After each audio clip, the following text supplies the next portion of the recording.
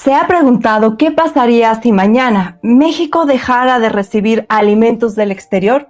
No es una hipótesis extrema, es una vulnerabilidad real que se construyó durante años y que hoy empieza a quedar expuesta. Esta semana Estados Unidos anunció un giro histórico en su política alimentaria: menos ultraprocesados, menos azúcar y un regreso oficial a la comida real. No es solo salud, es un cambio que redefine quién controla el sistema alimentario, qué se produce y quién queda fuera. Y aquí viene la pregunta incómoda: ¿qué significa este giro para México? Un país que presume ser potencia agrícola, pero que importa gran cantidad de lo que come y que dejó al campo en segundo plano. México confió en que el sistema global nunca fallaría, pero falló. Hoy hablamos con un experto para entender qué se hizo mal, qué riesgos enfrentamos hoy y si todavía estamos a tiempo de evitar una crisis silenciosa. Quédese hasta el final porque esto puede afectarle a su familia y a usted.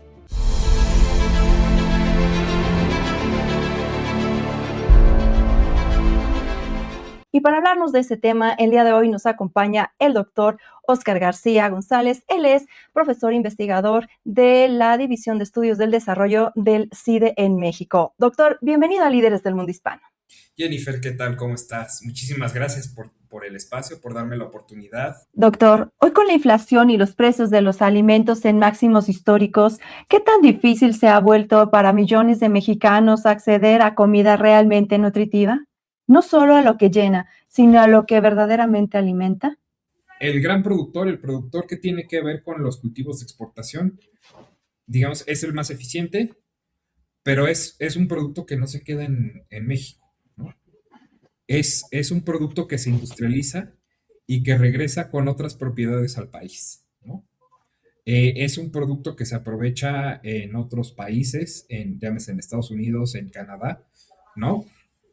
Que digamos son nuestros socios comerciales, pero que ellos tienen una agroindustria, digamos, eh, más grande que la mexicana, ¿no? Y que por lo tanto nosotros consumimos esos productos industrializados que al final de cuentas vienen transformados y vienen justamente con este proceso inflacionario, ¿no? Entonces, ¿qué está en la cultura, en la cultura actual del mexicano? Pues es consumir ese tipo de alimentos, ¿no? Ese es el tipo de alimentos que al final de cuentas han empezado a ser el foco de atención de salud pública, ¿no? Por las diferentes enfermedades que generan en la población, por un lado. Y por otro lado, justamente, es seguir haciendo campañas de concientización en términos de alimentación de la población, lograr consumir, buscar estos alimentos que además, como están catalogados como superfoods o como digamos alimento gourmet, digamos también tiende a tener esa cualidad de ser susceptible de precios elevados.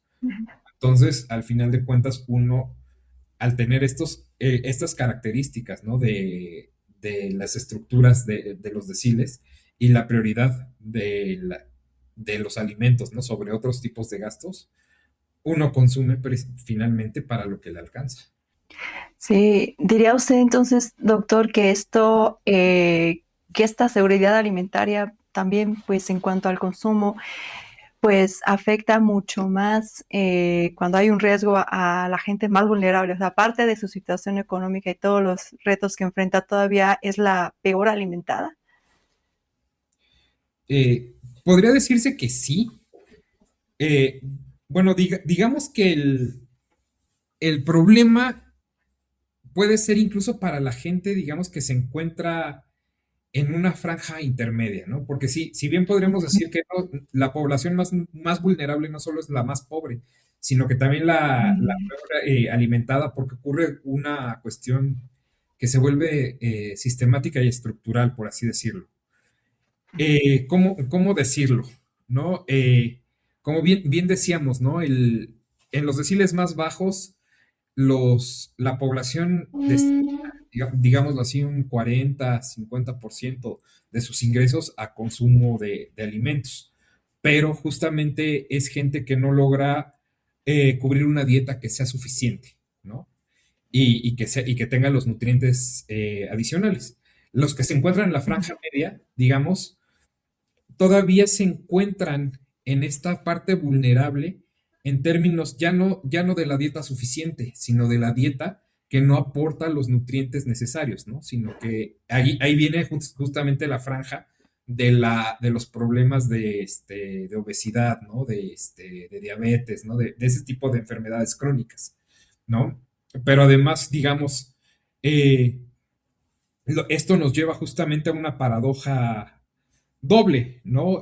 ¿Por qué? Porque tenemos hambre en los estratos bajos de la población, pero tenemos obesidad al mismo tiempo, ¿no? En los siguientes estratos de la población, ¿no? Lo cual nos lleva a que hay desnutrición infantil, por ejemplo, pero también tenemos adultos con sobrepeso y obesidad, ¿no? Y esto se genera justamente por los temas de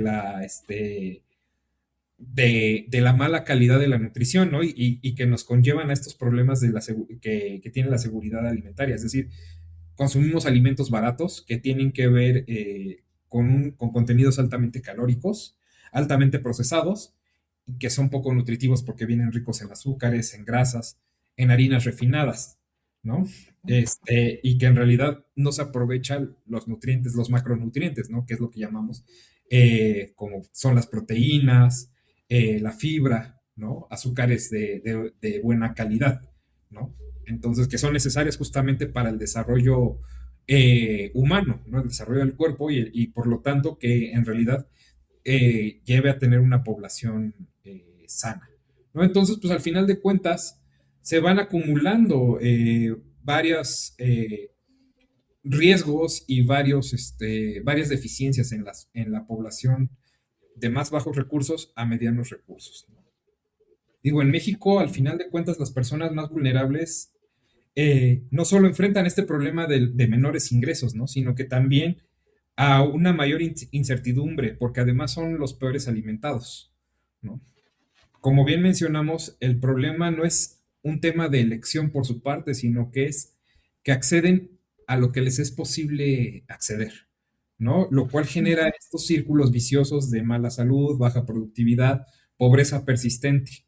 Entonces, si hay un tema justamente de oferta de alimentos muy limitada por parte de los productores nacionales, alimentos de buena calidad.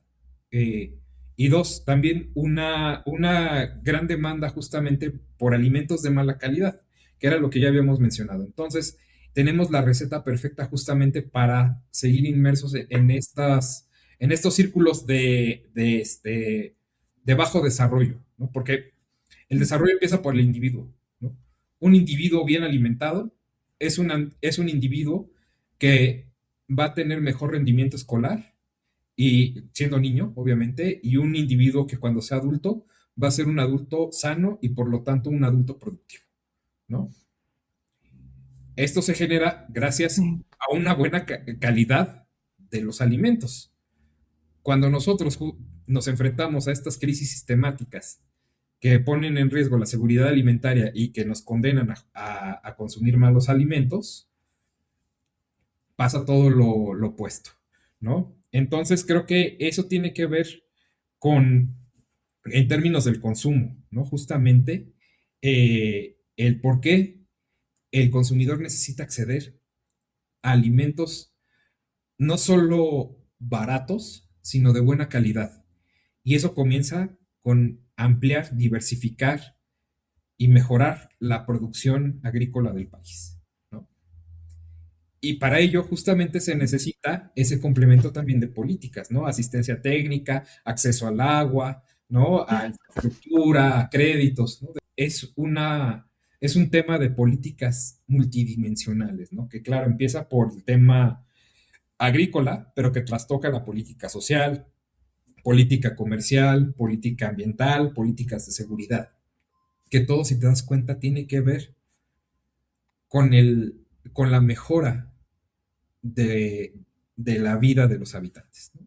Si usted tuviera enfrente a los que toman las decisiones en cuanto a la política económica, eh, ¿cuál es el mayor riesgo al que deberían poner atención o resolver de inmediato? ¿Y cuál sería el escenario de no hacerlo a la brevedad para el país Bueno, en términos alimentarios? en términos alimentarios, justamente es el gran tema que hoy nos tiene conversando, ¿no? Es justamente el tener grandes problemas de vulnerabilidad para asegurar la alimentación, ¿no? En el país, ¿no? Podemos señalar incluso que, digamos, uno de cada tres mexicanos básicamente experimenta ya algún tipo de inseguridad alimentaria. Y lo digo en estos términos. La inseguridad alimentaria se está experimentando, uno, por desnutrición, digamos que es, digamos, un caso, digamos, que tiene que ver básicamente con un 22% de la población, pero también tenemos que el 59% de los hogares no tienen recursos suficientes para una alimentación adecuada en términos de calidad y en términos de cantidad. Y ese 59% es peligroso. ¿Por qué?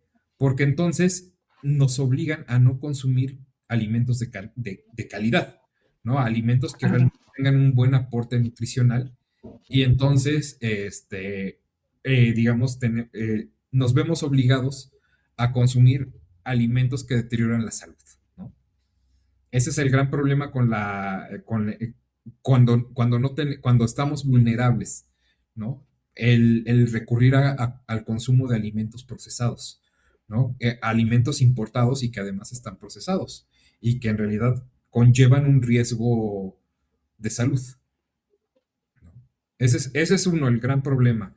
Dos, en México creo que eso conlleva justamente a analizar una política conjunta, ¿no? De salud y de alimentación, porque justamente ahí tenemos estos dos problemas, ¿no? Donde se conjuntan, ¿no? Al no haber los suficientes alimentos, al haber perdido justamente una tradición alimenticia en México, que nos lleva a consumir alimentos que no pertenecen a nuestra identidad, a nuestra cultura y que además tienden a enfermar a la población. Entonces, digamos, este, esto pone justamente en vulnerabilidad a la población. Y además de poner en vulnerabilidad a la población, genera justamente problemas de salud pública, ¿no? Eso, y además volvemos al otro tema. El gran problema de la desatención al campo también nos lleva a problemas de seguridad interior. Si mañana se suspenden las importaciones por una crisis global, ¿cuántos días puede sobrevivir México? Digamos que el gran problema justamente que tú acabas de mencionar es eso, si se interrumpen las importaciones de alimentos a México, ¿cómo sobrevivimos? Porque en realidad, digamos, México, tanto en lo industrial como en lo alimentario, es sumamente dependiente de las importaciones, ¿no? Nada más para darte un dato, este, en México, por ejemplo, el 37% del maíz que consumimos es importado, ¿no? Y además, además de ello, digamos, no nada más eso, también el trigo, básicamente el 8% del trigo que consumimos se importa, lácteos también en alrededor del 7.7%, arroz también somos dependientes, ¿no? Entonces, al final de cuentas, dependemos tanto de los granos, no nada más para consumo humano, sino también para consumo forrajero, ¿no? Para los mismos animales de crianza. Entonces, al importar, nos metemos en un problema justamente de lo que deriva el tema de hoy, ¿no? Que es la seguridad alimentaria, ¿no? ¿Por qué? Porque al final de cuentas, yo lo he mencionado en otros espacios, México o un país tiene que dejar de ver todo en su desarrollo con una lógica de mercado y justamente debe de procurar ciertas seguridades al interior, ¿no? Como lo es la seguridad alimentaria, como lo es la seguridad energética, ¿no? Y que son temas que justamente van propiciando que exista un desarrollo en el territorio, ¿no? Entonces, justamente viéndolo en esos términos, el gran problema de que no exista una estrategia nacional para generar esa oferta de alimentos que requiere el país para satisfacer la demanda, nos mete justamente en problemas. Y ahora vamos a contextualizarlo a nivel mundial, ¿no? ¿Por qué? Porque ¿qué está pasando? Al final de cuentas, tenemos lo que hemos llamado, digámoslo así, como policrisis, ¿no? No nada más tenemos un tema de importaciones per se, sino que también el mundo ahorita, pues digo, lo sabemos, ¿no? Estamos pasando por crisis climáticas, que entonces, no, digamos, este año favorablemente llovió más en México que en los otros años, pero las presas venían a unos niveles de saturación del 10%, 20%, ¿no? Crisis, entonces había un estrés hídrico bastante fuerte para justamente satisfacer el riego, ¿no? Dos, también vemos los temas ahorita de las cadenas de valor y cómo se está reconfigurando el comercio internacional, ¿no? Lo cual justamente en temas de una guerra, de un contexto que está siendo, digamos, un contexto de economía internacional enmarcado en, digámoslo así, en guerras comerciales, porque, digamos, se han puesto aranceles unilaterales, ¿no? De Estados Unidos a varios países, de México también hacia China, hacia países con los que no hay tratados de libre comercio. Entonces, vemos que justamente puede haber problemas de importación de alimentos, ¿no? También, así como el mismo lobby de Florida, digamos, restringió la exportación de tomates mexicanos hacia Estados Unidos, ¿no? Entonces, digamos, tenemos esos problemas con las irrupciones de alimentos también, ¿no?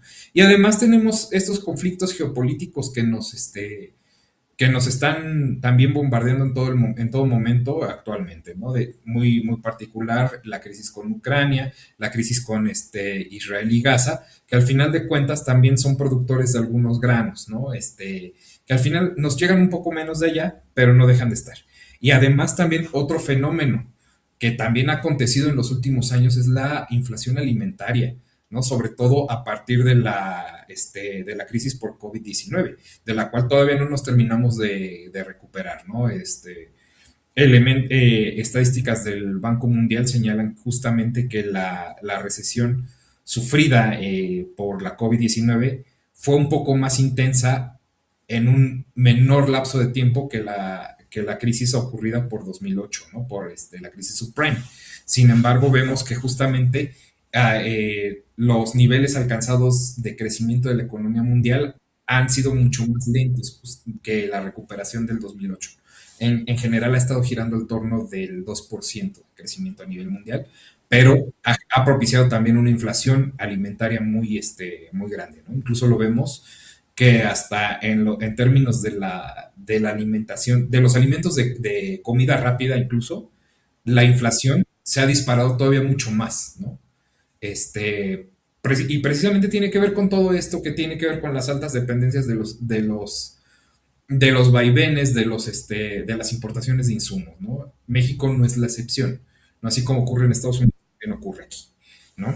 Este, Sí. Doctor, ¿en qué momento México deja de ser un país autosuficiente en términos alimentarios y se vuelve totalmente dependiente?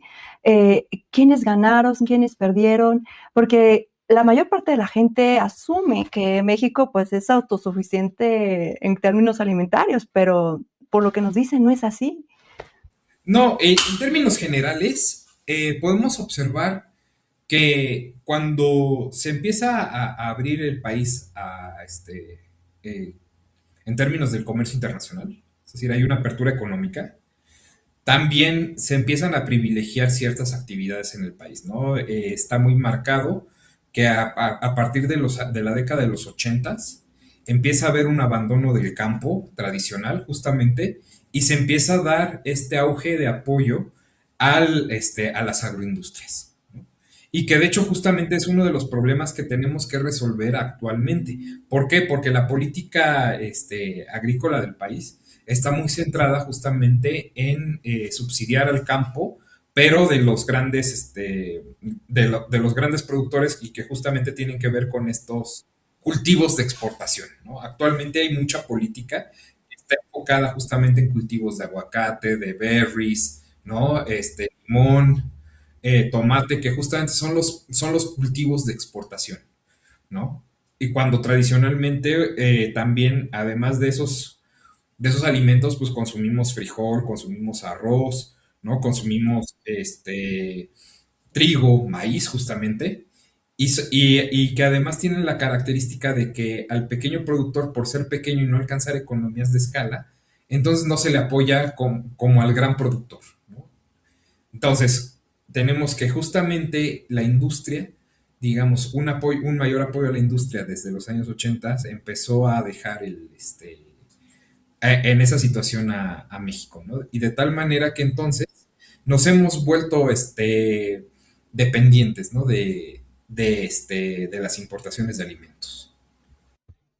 Sí, usted mencionaba uno de los principales granos de consumo, digamos, culturalmente, durante, no sé, a veces algunos cientos de años, otras décadas que empezamos a consumir más de ciertos granos, pero son granos básicos. Estamos hablando de frijol, de maíz, trigo. Eh, ¿Cuál fue finalmente la manera de poder equilibrar hasta el momento que no sea tan evidente que tenemos una vulnerabilidad importante? Bueno, es que la vulnerabilidad justamente todavía no ha sido notoria en esos temas, ¿no? O sea, todavía no llegamos a una crisis per se, ¿no? O una crisis visible, ¿no? Por supuesto que somos muy vulnerables, porque al ser un país sumamente dependiente del exterior, del extranjero, en toda dimensión somos vulnerables. El día que Estados Unidos, por ejemplo, redirija su producción justamente para priorizar su mercado interno, nosotros somos la primera consecuencia en dejar en dejar de que nos exporten, ¿no? Alimentos. Lo mismo puede suceder con la energía también, ¿no? Entonces, al final de cuentas, todo, digamos, está estable, ¿no? Todo se encuentra estable en cierto grado, digamos, al final de cuentas, eh, es real, pero sí, el 60% de los alimentos que consumimos, bueno, de lo que importamos de alimentos, vienen de Estados Unidos, ¿no? Entonces, eso es, esa gran dependencia de las importaciones provenientes de América del Norte, justamente nos llevan a esa vulnerabilidad de lo que estamos mencionando, ¿no? El día de hoy.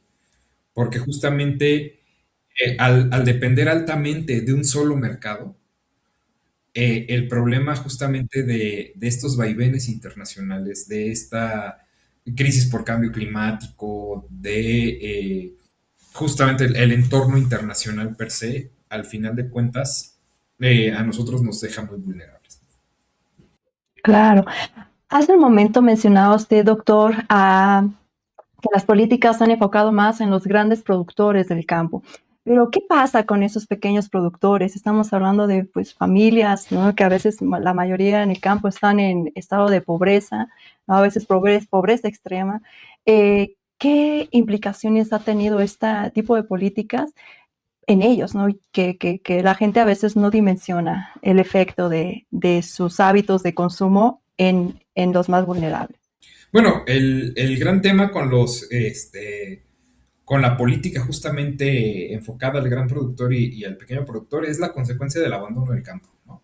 La primera, ¿no? Es decir, tenemos por ahí un tema de migración forzada, ¿no? Es gente que al final de cuentas, al no tener una rentabilidad de de sus cultivos, obviamente se ve obligado a migrar del campo a la ciudad, por un lado. Por otro lado, es gente también que tiene una lógica de producción de subsistencia, ¿no? Es decir, primero produce para el autoconsumo y hay un pequeño excedente que se intercambia, pero que realmente no le permite a esta parte de la población, digamos, crecer, ¿no? En eso, en términos económicos, ¿no? Sino que simple y sencillamente seguir reproduciendo su estilo de vida, su modo de vida. Por otra parte, también tenemos temas que tienen que ver más allá del abandono, la migración forzada, pero que tiene que ver también con temas de seguridad, ¿no? De seguridad interior y el gran problema del narcotráfico en el país, ¿no? Al final de cuentas son comunidades tan marginadas, son gente tan vulnerable que puede ser presa fácil del crimen organizado, ¿no?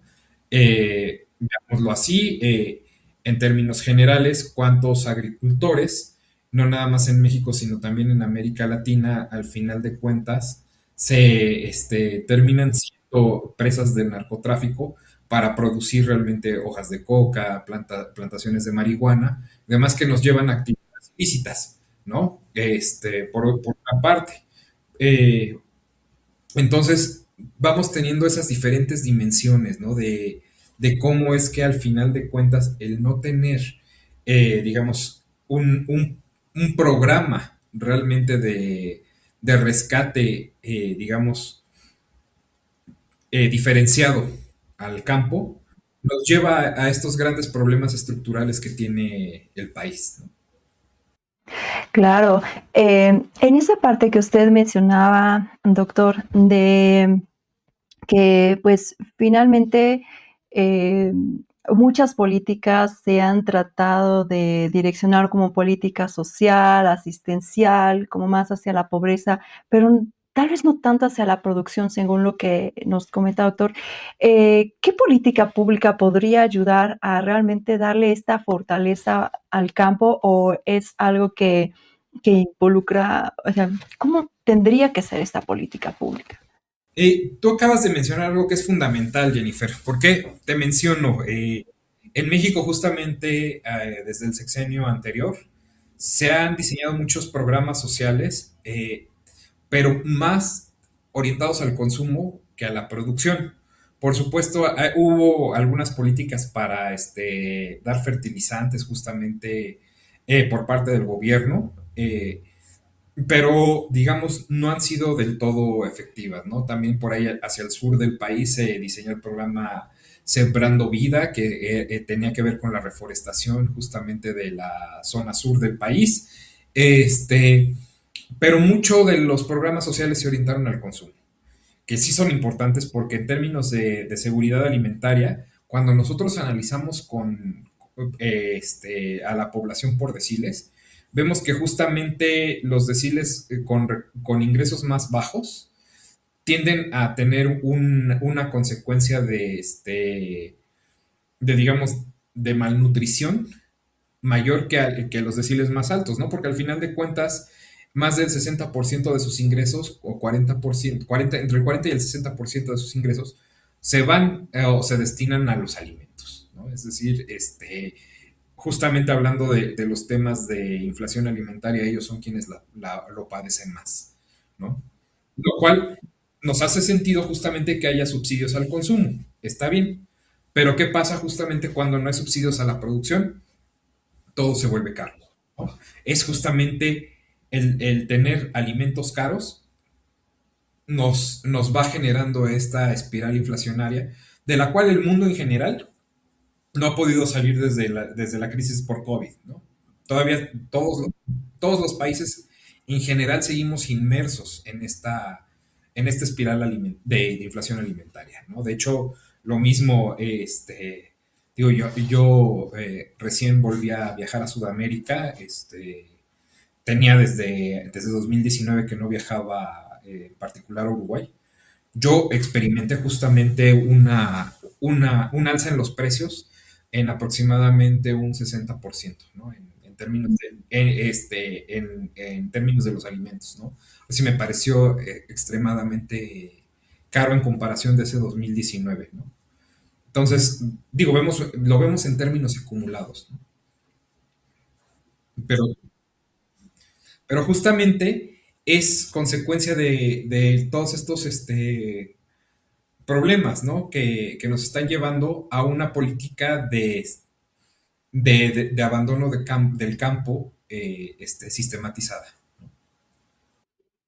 Sí, este abandono del campo fue algo que era inevitable o fue una política, eh, digamos, por intereses políticos o de otra naturaleza, lo que nos llevó a esto.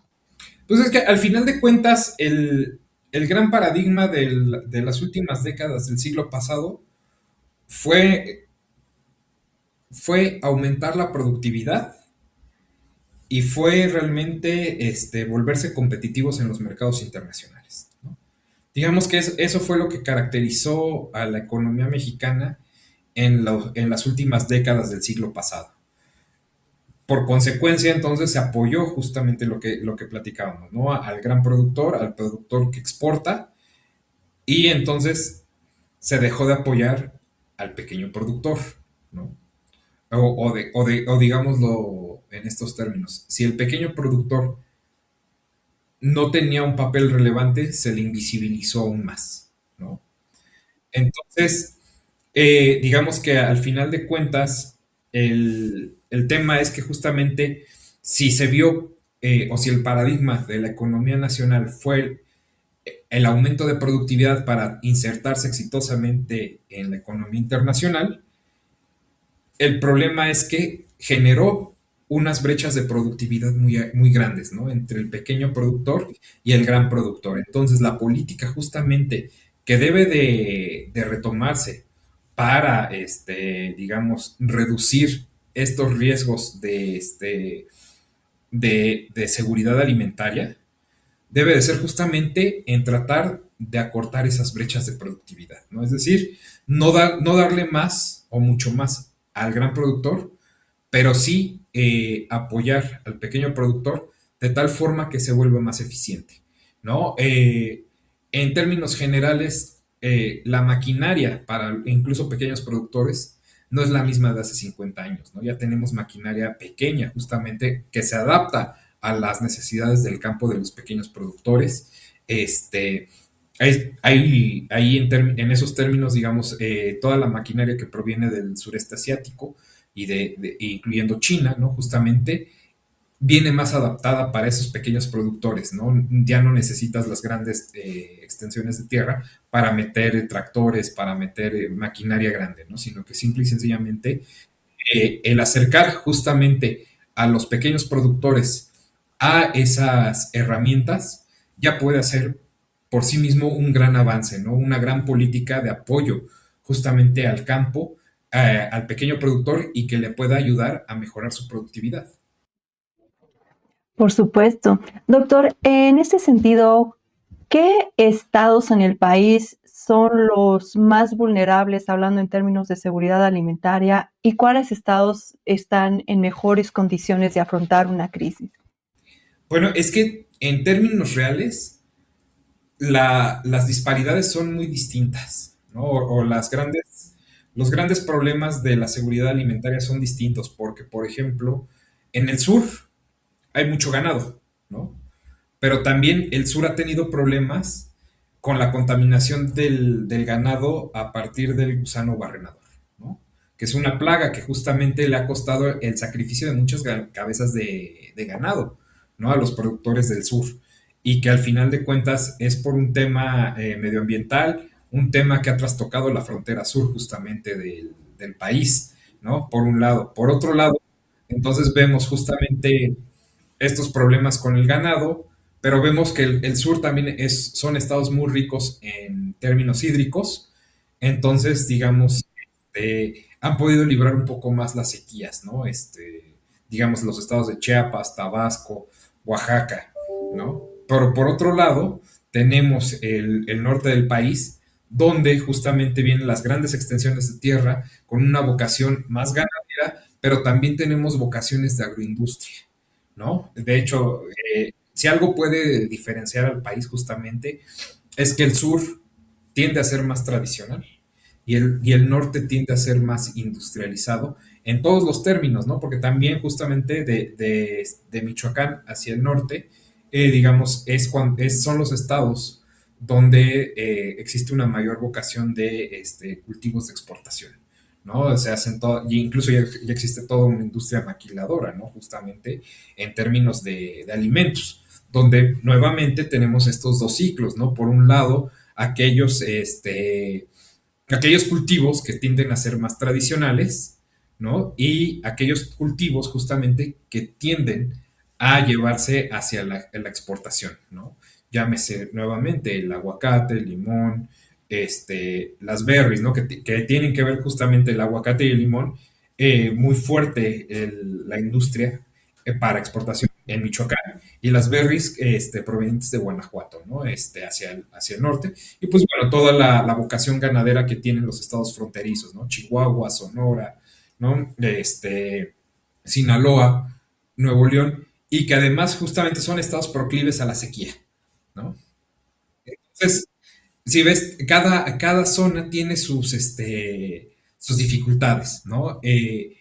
Y por eso, digamos, la política pública no puede ser la misma ni para todos los cultivos, ni para toda la vocación ganadera, ni para todos los estados, ¿no? Porque cada estado tiene diferentes necesidades, ¿no? Que cada región del país tiene diferentes problemas a los cuales nos enfrentamos, ¿no? Claro, doctor. Em, Había mencionado usted la importancia de la tecnología. ¿Cree usted que la innovación, las nuevas herramientas tecnológicas, enfocadas al campo, a la agroindustria, incluso incorporación de la IA para cierta toma de decisiones, algún tipo de semilla, sean suficientes, o se tiene que resolver esto de manera mucho más estructural? Yo creo que se tiene que resolver, sí, de forma estructural, para que justamente se pueda aprovechar todo lo que tú acabas de mencionar, porque es fundamental para el campo del siglo XXI, ¿no? La incorporación de IA, de sensores, de maquinaria automatizada, ya es una realidad a nivel mundial, ¿no? Es una realidad que opera justamente en los cultivos de exportación, pero también, así como puede ser costosa su implementación, también existe para la tecnología para pequeños productores también, ¿no? Lo cual es real.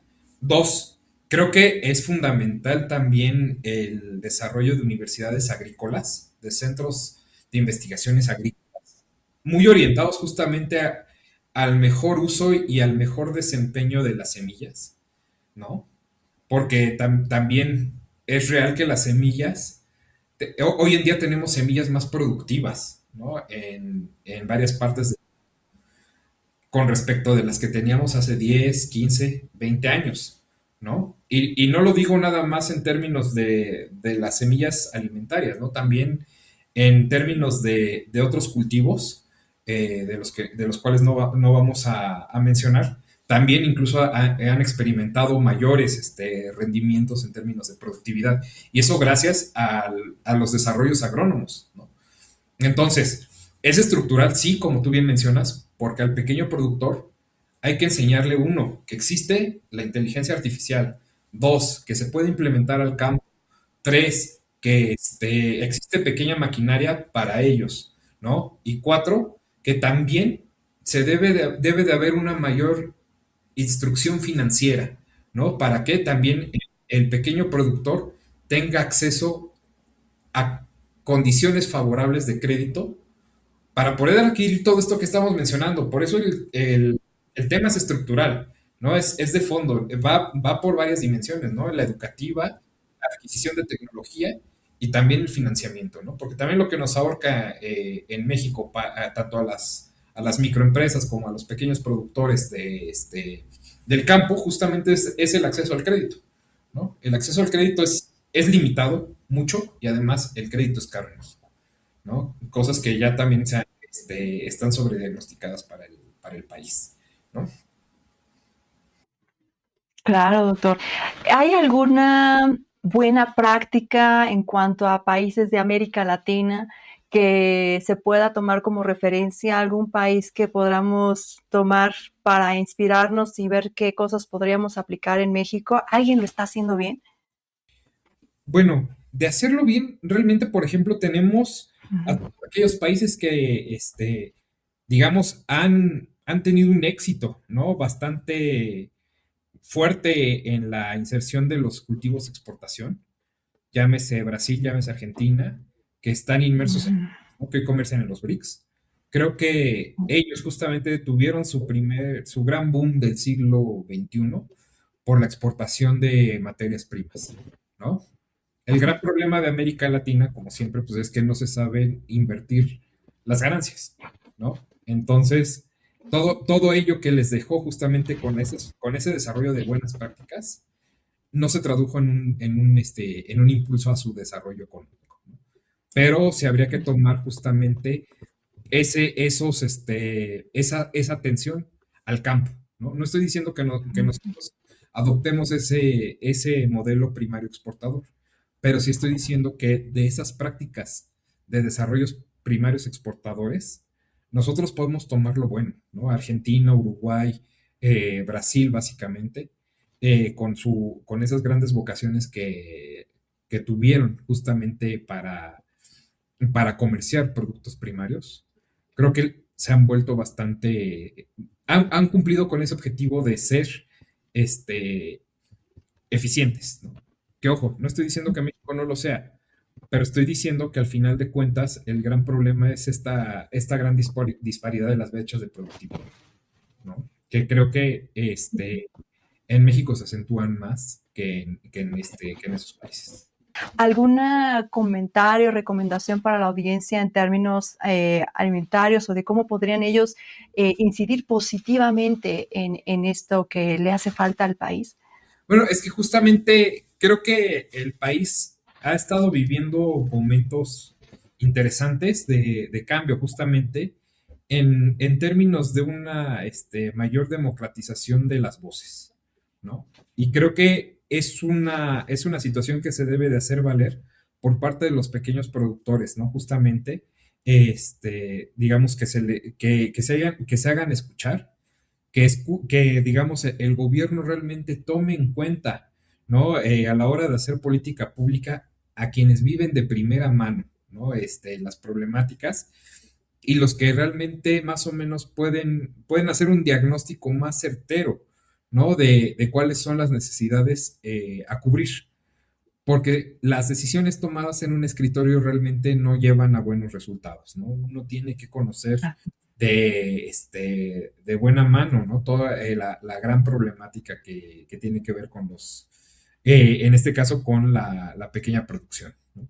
En segundo lugar, creo que eh, eh, justamente el hacer política pública en términos alimentarios tiene que ver también con la diversificación de los cultivos, que creo que es un tema que no habíamos tocado, ¿no?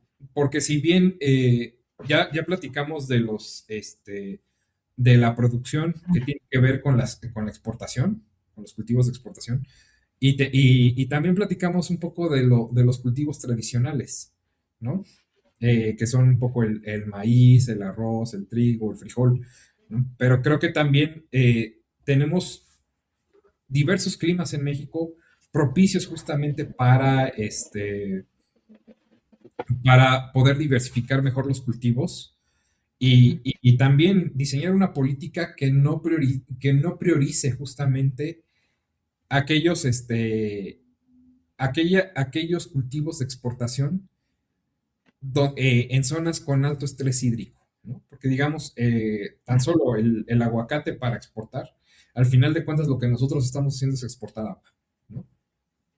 El aguacate requiere de grandes cantidades de muchísimos litros de agua para poder sembrar un árbol de aguacate, ¿no? Y poderlo exportar. Entonces eso también somete a un estrés hídrico a zonas donde realmente el agua escasea, ¿no? Entonces creo que hay que ser más conscientes a la hora de la toma de decisiones, justamente también en términos agrícolas, ¿no? Y por otro lado, justamente, hablando de los pequeños productores, es promover justamente este acceso a la infraestructura, ¿no? Como bien ya lo habíamos mencionado en pequeñas herramientas, pero también eh, acercar los canales justamente de distribución de sus productos a estos pequeños productores, ¿no? De tal manera que puedan realmente entrar a una lógica de mercado, no de la gran corporación, pero sí en una dimensión que les permita justamente obtener mejores ganancias. Claro, doctor, como usted bien lo menciona, hay varios elementos que coinciden para poder realmente potenciar la producción de estos pequeños productores del campo, productores agrícolas, y que terminarían finalmente pues beneficiando, ¿no?, a las regiones y también a la población, a los consumidores. Doctor, pues muchísimas gracias por este panorama tan claro que nos da de la manera en cómo se unen diferentes sectores, diferentes problemáticas, eh, y que a veces las personas que estamos inmersas en alguna de ellas tal vez no sabemos por qué están pasando, a veces podemos dimensionar, pero con esta plática creo que queda mucho más claro para todos, y esperemos que pues hacer llegar propuestas que finalmente tengan como objetivo el mejoramiento de la población, de los individuos, como último objetivo, ¿no? Que no sea meramente generar más recursos por generar más recursos, sino realmente el bienestar de la población. Exactamente, ¿no? Ese debe de ser el centro de atención de toda política pública, ¿no? La mejora en el bienestar de la población, ¿no? Y creo que el tema sobre el que hoy conversamos es un punto nodal. Ya, digamos, el tema, como lo señalé hace un momento, en la medida en que un individuo, un habitante, está mejor alimentado, es un habitante que va a tener una mayor productividad, ¿no? Y que por supuesto va a ser de mayor beneficio para el país, ¿no? Por eso el mensaje es muy potente, ¿no? Y la plática de hoy creo que nos ayuda a concientizarnos, incluso hasta como individuos, a ver el por qué, en términos incluso de una rentabilidad económica, es mejor consumir buenos alimentos que malos alimentos, ¿no? Pero como te dije, también es paradójico porque no todo tiene que verse en términos de lógica de mercado, ¿no? Pero digamos, esta mejor alimentación de la población nos conduce a ello, ¿no? Siendo que en un principio, no, mi sugerencia de política es no verlo así, ¿no? Pero es verlo en términos justamente de seguridad interior para llegar a la lógica que se busca en los mercados, ¿no? Claro que sí, doctor, definitivamente. Pues de nuestra parte, agradecerle, doctor, por esta instructiva y enriquecedora plática que tuvimos. Esperemos que todos los miembros de la audiencia también la hayan encontrado así, que la puedan compartir para abrirnos más los ojos de los elementos que son clave para el mejor desarrollo del país. Y pues, doctor, nuevamente muchas gracias por estar aquí en Líderes del Mundo Hispano. Jennifer, yo te agradezco mucho la oportunidad de haberme entrevistado este día y haber conversado contigo. Realmente fue, creo que, una plática bastante enriquecedora para la audiencia y también para mí, ¿no? Las preguntas que me hiciste realmente fueron bastante provocadoras en términos de seguir desarrollando el tema, ¿no? Pero me gustó cómo se fue dando, ¿no? Justamente y cómo fuimos hilando. Claro que sí, doctor, pues para nosotros es un gusto enorme y pues esperamos tenerlo de vuelta con más temas importantes de la voz de los expertos. Muchísimas gracias, Jennifer, que tengas un excelente día. Igualmente, gracias amigos, si les gustó esta conversación, por favor suscríbanse, denle like, compártanla y díganos qué más les gustaría que le preguntáramos al doctor Oscar García del Centro de Investigación y Docencia Económica CIDE en México para nuestras siguientes entrevistas, y también qué otros temas quisieran que abordáramos. Hasta la próxima, muchas gracias.